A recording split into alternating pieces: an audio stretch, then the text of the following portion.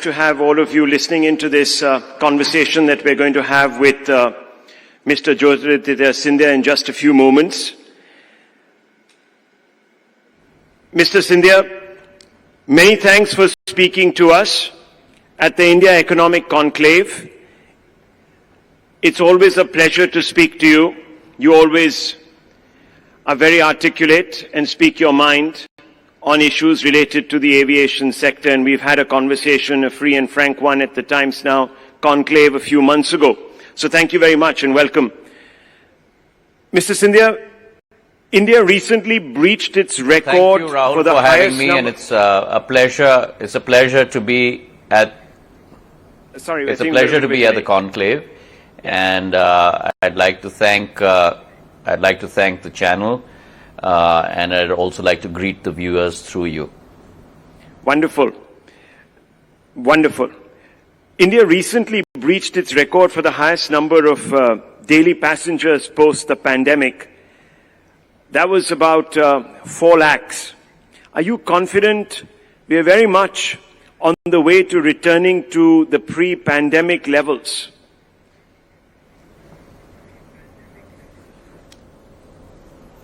Well, Rahul, the devil is always in the details, and the last week has shown that there has been a very healthy bounce back for a sector that was extremely beleaguered and hit extremely hard by the pandemic. This is a sector, mind you, that has suffered close to $370 billion worth of losses internationally, and close to about $2.9 billion domestically here in India. And I'm only talking about the airlines business at this point of time. But it's a sector which has shown that as normalcy returns, there is a very high degree of buoyancy in the sector, with domestic travelers also growing exponentially. And last Sunday, we breached the pre-COVID levels at 4.07 lakh passengers per day. Over the last 10 to 12 days, we have been in the range of about 3.5 to 3.9 lakhs. These are good signs, early signs though, but good signs, and the important thing is to be able to maintain this healthy trend as we move forward. It's often said, of course, about the aviation sector that it works on fine margins, and you talked about resilience, buoyancy in your words. What's brought this buoyancy about, Mr. Scindia?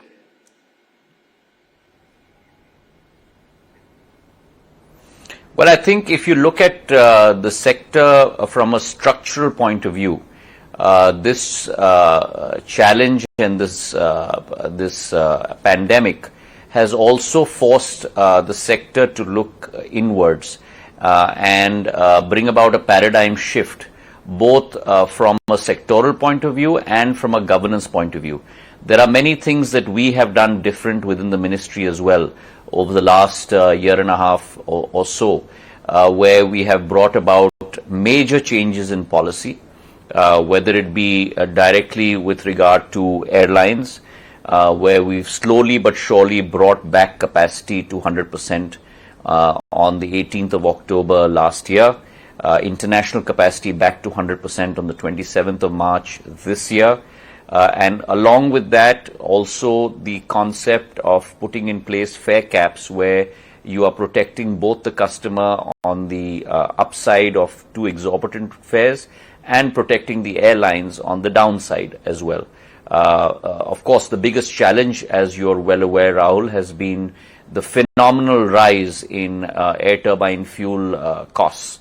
They have risen almost by 60 to 70% in the last 10 to 12 months, almost at a record high of 112,000 a kiloliter, and up almost about 5 times from a 2-year ago level of close to 25,000 rupees a kiloliter. Now that presents a huge challenge for this sector, keeping in mind that 40% of the cost structure comes directly, is directly attributed to fuel. And in a business that has been running losses, that translates into 40% of revenue structure, where you have pretty much no control. And so the balance 60% has to meet all costs and a profit margin. And therefore, within government, the first step that I took as soon as I took over is understanding this emergency and this great urgency. I wrote personally to 22 chief ministers. I conversed with them over video conference. I pleaded with them. I made the case out for economies of scale. If you bring down the VAT levels on ATF, then not only will you have greater number of flights coming into your state, but also a higher amount of refueling will happen within your state. And the case in point for you is very early days when Kerala and Andhra Pradesh, almost about 5 or 6 years ago, brought down the VAT levels. There was an increase of almost 12 to 14% on flights within the first 6 months. And I'm glad to report to you through your channel that 13 states, through our efforts, have brought down VAT levels from a prohibitive level of 25 to 30% down to just 1 to 4%.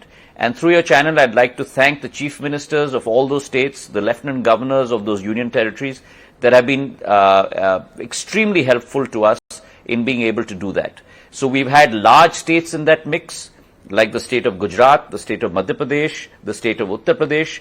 We've had hilly states and northeastern states as part of that mix, the states of Uttarakhand, Himachal Pradesh, Haryana, northeast states like Arunachal Pradesh and Tripura.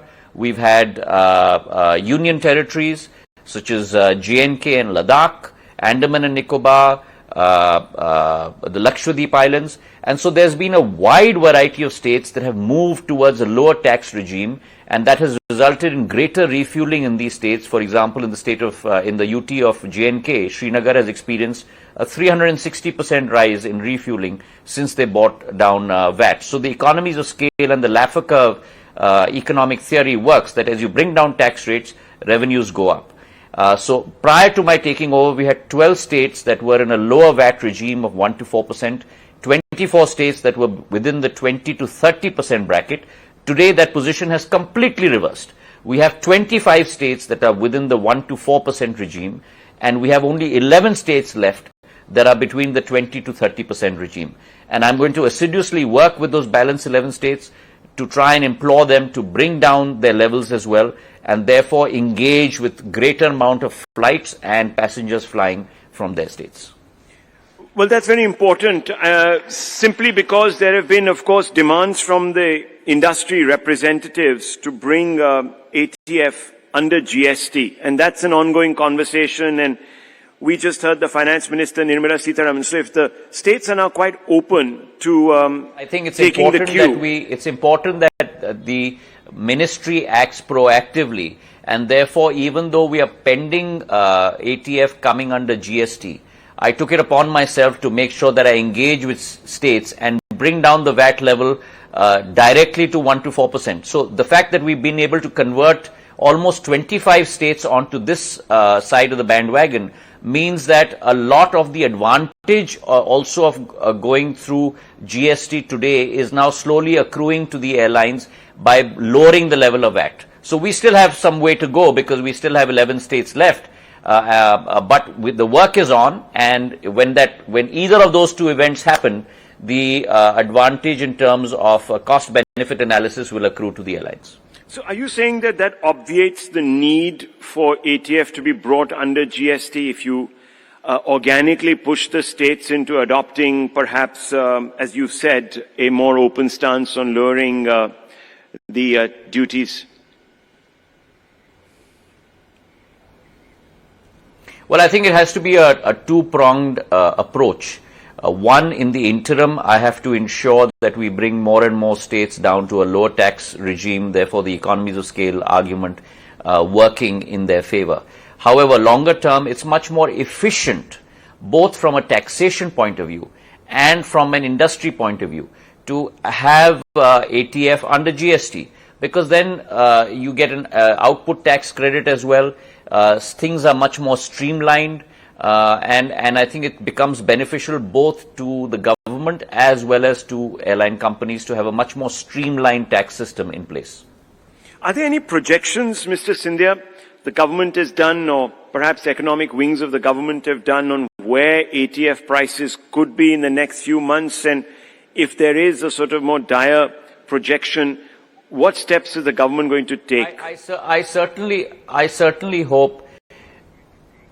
certainly hope that these spikes or hikes that we have seen are transient in nature, because both you and I know that there are events that have unfolded across the world which have led to these hikes and great amount of volatility on oil as well as ATF. And I do hope that once things normalize, then you will see ATF also coming off its peak.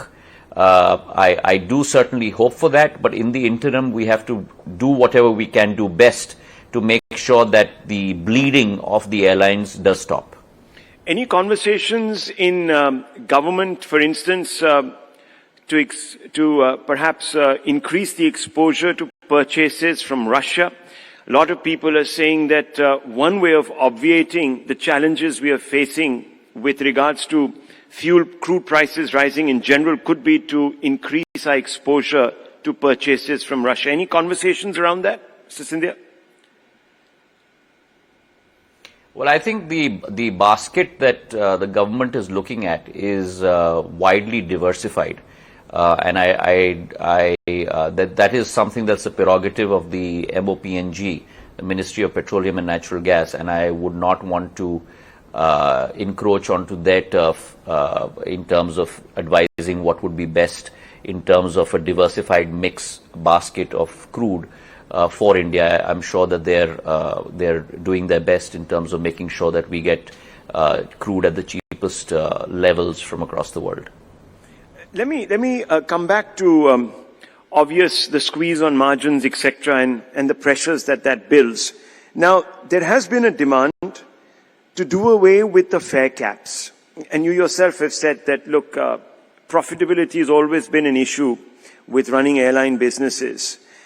What is your view on this? The airline companies want this cap to be removed, but there's a question of also protecting passenger interests.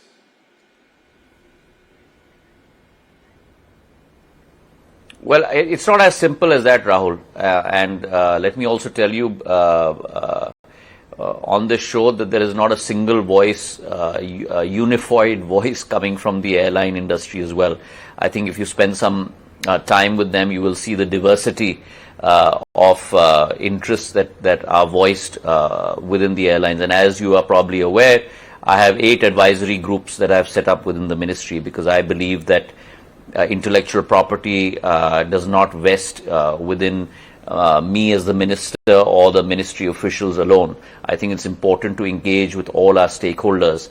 And therefore, I set up 8 advisory groups on day one for airlines, one for airports, one for cargo, one for ground handling, one even for academia and consultants, in fact, whom I'm meeting right after the show at 4:30 in my office. And therefore, the input we are gathering across the board from all of these advisory groups, and I act on the basis of what is the best strategy going forward to evolve the ecosystem of aviation in India. Aviation for too long in India has been restricted to the story of airlines and airports. There's much more in aviation beyond airlines and airports. For example, MROs, flying training organizations, cargo, ground handling, new technologies, manufacturing, which is taking very strong roots in India, along with Boeing and Airbus and Tata's setting up manufacturing units in Hyderabad and Bangalore and so on and so forth. So I think that there is much more to the ecosystem of civil aviation than we in normal parlance discuss. And that's where my stress lies as we speak today, to develop that ecosystem. And through these advisory groups, there's a lot of back and forth in terms of engagement. And specifically on fare caps, there are multiple voices coming from industry. There is the voice of the consumer, and I have to make sure that we roll out the best strategy that takes care of everyone's interests, which is why you saw that I removed capacity caps on flights on the 18th of October. I removed capacity caps on international flights on the 27th of March. And as the system evolves, we will take a judicious decision at the right time on this issue as well. coming to Air India, Mr. Scindia, the divestment process is complete. Are the government's hands now completely off this project?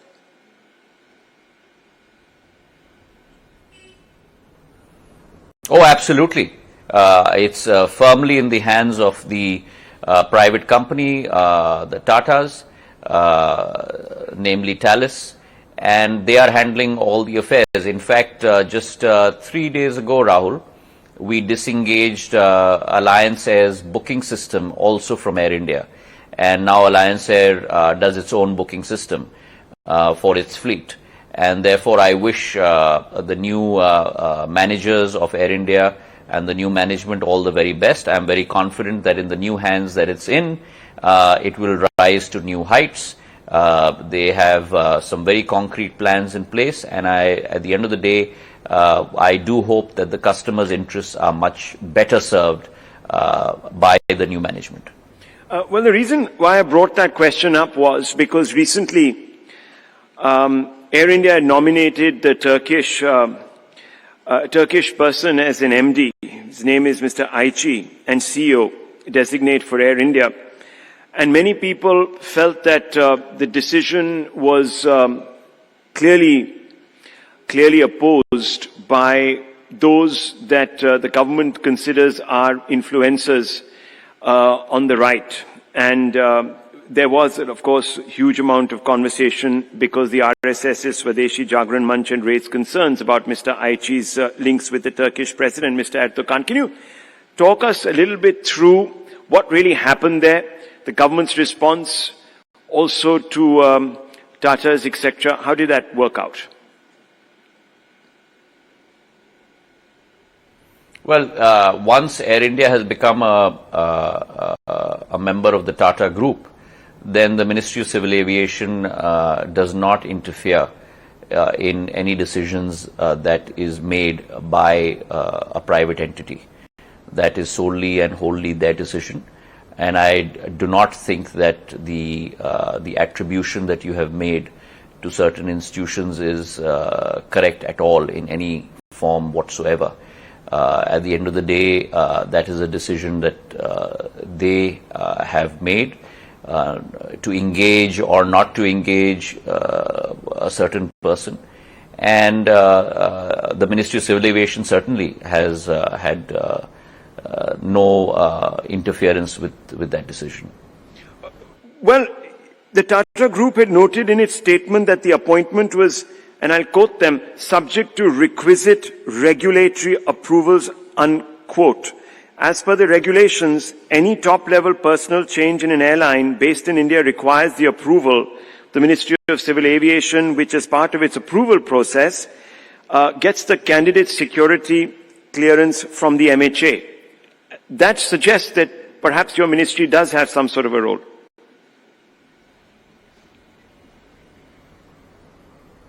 Well, it has a role in as much as securing or obtaining for the private entity that clearance from MHA. But as I said to you earlier, that's a decision that the Tata Group have taken in their judicious decision-making process, and that's something that we have to respect. Were you surprised by the decision? Was government a bit surprised? There were other front runners from European and American airlines. Rahul, it is not our business to be surprised or happy or disappointed or X or Y. I mean, if Times Now tomorrow changes their CEO, that's not our prerogative. But it's not as simple as that, is it, sir? Because as we all know, the government does have a say in clearing security for the CEOs of airline companies in India. There is a security angle involved. You're absolutely right. But as I mentioned to you earlier, that's a decision that the Tata Group have taken. Okay, because that's a whole separate ball game. Yes, of course, in the private sector, you don't appoint our CEO, and we don't, of course, take clearances from you. but in the airline sector it does happen, and that's why I raised that question. So let me go back to the question that we're talking about, which is with respect to Air India and the transition. When we spoke the last time, you talked about how concerns with respect to the employment of staff, among other members, had been addressed by the government. But there are those, for instance, apprehending eviction from staff quarters in Mumbai and are considering approaching the Bombay High Court. Will the government be stepping in to resolve such pending issues as well, or is this also now completely in the ken of the new management of Air India? No, I think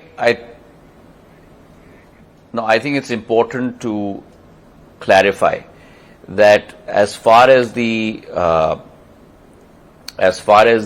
residential accommodation of Air India is concerned, for 6 months there was going to be a holding period for everyone who was living in their premises, and post that then they would have to find other places if the need so arises. And I think that's something that was very much part of the agreement as we had mentioned to you on your show. And I think whatever steps are being taken are according to that. But I think the case that you're pointing to has to do with MILE, has to do with the Bombay airport, yes, and not with the Air India staff in particular. So that's an engagement between MILE and Air India. It's not an engagement with regard to the government and the Air India staff in particular. Okay, let me come back to a statement you made in Parliament last month. And there you seem to be very critical of the UPA government and its handling of the airline as well as the entire process of making it profitable. You said, and I quote, "Due to the wrong decisions taken during the UPA government, the financial condition of Air India continued to deteriorate and losses kept increasing. Air India, which was in profit 14-15 crores in 2005-06, had to face a loss of 85,000 crores in the next 14 years, unquote. Now, Mr. Scindia, can you elaborate on this a little bit? Because there was also a time, of course, where many people talked about perhaps the UPA government deliberately moving to undermine, subvert Air India's interest to favor private operators.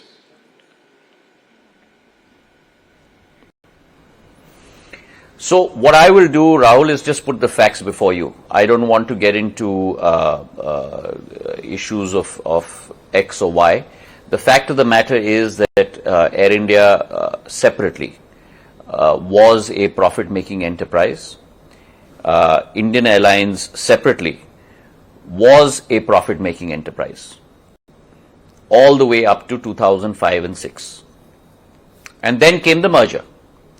The merger was destined for disaster from the get-go, because the first thing that we learn in business and in practices as you go through the rigors of investment banking or consulting is that what is more important than balance sheets are the cultural fit between two organizations.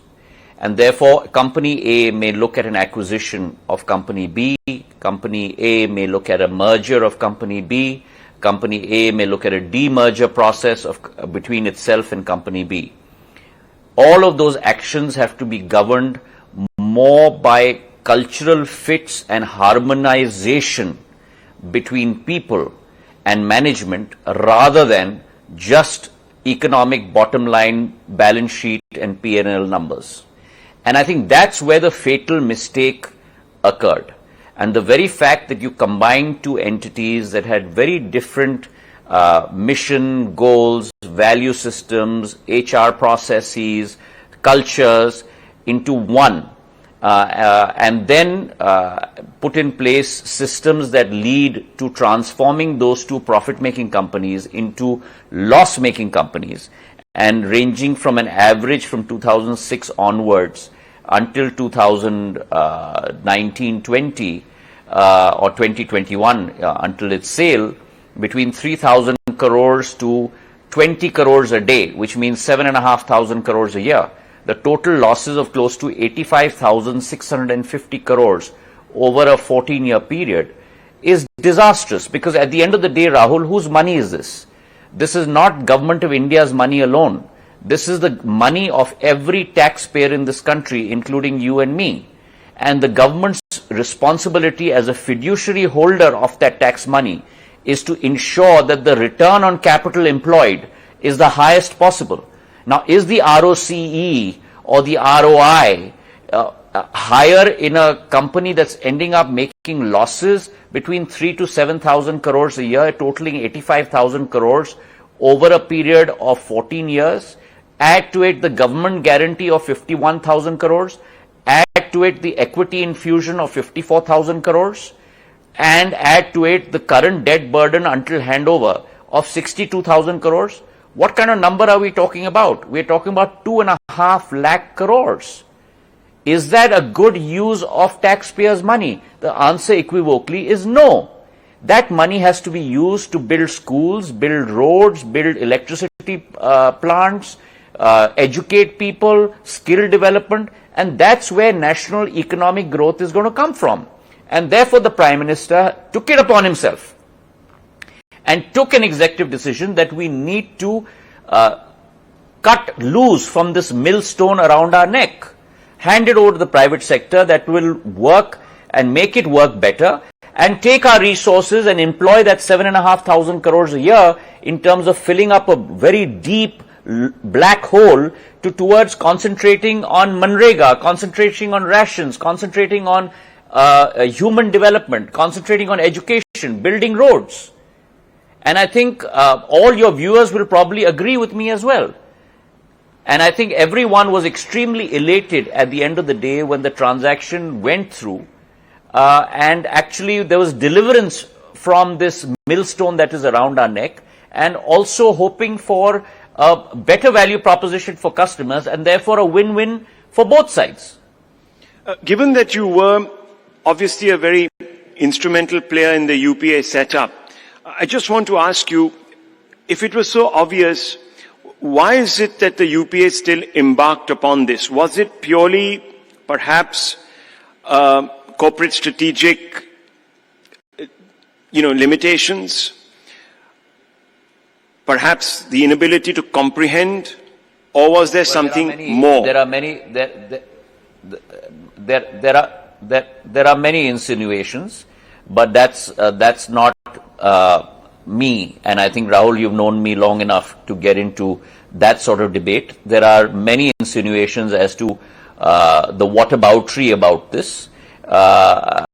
Whatever it is, it's undergoing its own process. Having said that, this transaction is behind us, and we must now look in the here and now and look into the future and build our civil aviation industry in India. Talking about that, when can we expect a new avatar of Jet Airways and also Akasa Air to be launched? Well, I'm very hopeful that you will see it happen in probably by the end of this fiscal, if not earlier. And we're all waiting for the two new airlines to be flagged off. It will be close to 2 decades, Rahul, that this country has seen an addition in terms of number of players. There has been a sort of a wrapping up and a bankruptcy of player after player after player in the civil aviation sector. It's for the first time that you're seeing a rebirth of a former player and a newborn in terms of Akasa, and both coming in, as I'm told, as you've probably heard as well, with quite a decent number of planes to start out with. And let me add here as well, the Prime Minister's prerogative and his thought of हवाई चप्पल वाले भी हवाई सफर कर पाए, उड़े देश का आम नागरिक. That Udan program, which we don't talk about enough, which resulted in close to 180,000 flights in the last 5 years, new flights, and 93 lakh passengers who would have never traveled in their lives before, who traveled on the basis of Udan, has spawned in its wake 11 airlines, of which 3 are new startups. So you have seen over the last 4 or 5 years a new buoyancy and a new environment growing in civil aviation. They're not the names that you and I recount every day because they're regional transport aircraft and regional transport airlines with a fleet of 2 or 3 or 4 or 7 or 8 or 10. But this UDAN program has resulted in that. And now the mainstream sector on the narrow-bodied side, on the ultra-low-cost carrier side, the ULCCs, will see 2 new carriers come in. Jet may be a hybrid of the 2, which is ULCC and full-service carrier, but you're going to see new 2 entrants after almost 2 decades. My final question to you, Mr. Scindia. You have a big vision. You elaborated on the vision the last time we spoke. You're looking to raise a great amount of private capital. You want private participation. Many people are saying that the recent spate in communal tensions in many states where there will be brownfield projects implemented is going to serve as a deterrent to investment. How do you look upon this commentary? Well, let me tell you, as far as my sector is concerned, Rahul, this is one factor that I monitor on my dashboard every Monday morning at 9:30 a.m., which is the capex plan of private and government airport companies for the next fiscal. We have a plan of close to 98,000 crores over the next 4 years to be deployed in the area of airports alone. Of this, 25,000 crores is going to be coming from Airports Authority of India, 22,000 crores in 42 current airports expansions, building new terminals, and 3,300 crores in terms of 3 new greenfield projects, Holongi, Dholera, and Hirasar, another project in Gujarat. The private sector is looking at close to about 67,000 crores in terms of new investment. 7 in current brownfield projects, Bombay, Delhi, and so on and so forth, and close to about another 31,000 crores on 3 new greenfield projects, of which Jewar is one, Navi Mumbai is one, and Mopa Goa is one, and there's one more I'm forgetting. So there is a very, very rapid expansion that's going to take place in this sector. As I mentioned to you, we had 74 airports prior to 2014 in 70 years of India's independence. And in the last 8 years, we have built 67 airports, the last being Keshod, which I just inaugurated last week, which has raised India from 74 airports to 141 airports today. And it is my intention by the year 25-26 to take this number close to 200 airports in India. And therefore, you're going to see a rapid expansion of airport infrastructure networks. You're going to, between the private sector and the public sector, and you're going to see 2 new airlines come in. And I'm getting in place a new policy for small aircrafts to encourage regional transport aircrafts and helicopters and seaplanes. So I want to connect the last mile. There's enough of connectivity coming in from international metros to metros domestically, but I want to connect tier 2, tier 3 cities to metros and to each other. So I'm looking at a very, very aggressive plan over the next 3 to 4 years. So you're saying, just to clarify, you're saying that this communal strife that people are talking about that serves as disincentive to business, that destabilizes the environment, is not going to have an effect on what you're planning to do or the government of India plans to do. Is that what you're saying? As far as my sector is concerned, let me give you some broad numbers, Rahul. We carried 144 million passengers in 1920. I am looking at that going up to close to 400 million passengers by 25-26. So you're going to see a quadrupling of that number in India. Our penetration rate is today only about 8%. Fact number 1. Fact number 2, Delhi Airport today has a capacity of 70 million. Airports in the US, Chicago, JFK and others have a capacity of 100 million. Delhi is going to go to 100 million throughput in the next 8 months. Bombay has a capacity of 60 million passenger throughput. We are building a new airport in Navi Mumbai. Hyderabad has a capacity today of 12 to 15 million, which is going to go to 40 million in the next year and a half. Same with Bangalore. So just with these 4 or 5 airports, you're going to look at a capacity of 250 million in India alone. And therefore, with the 60 other airports that we're planning to build, you're looking at a quantum jump in capacity as people take to the skies. No pun intended.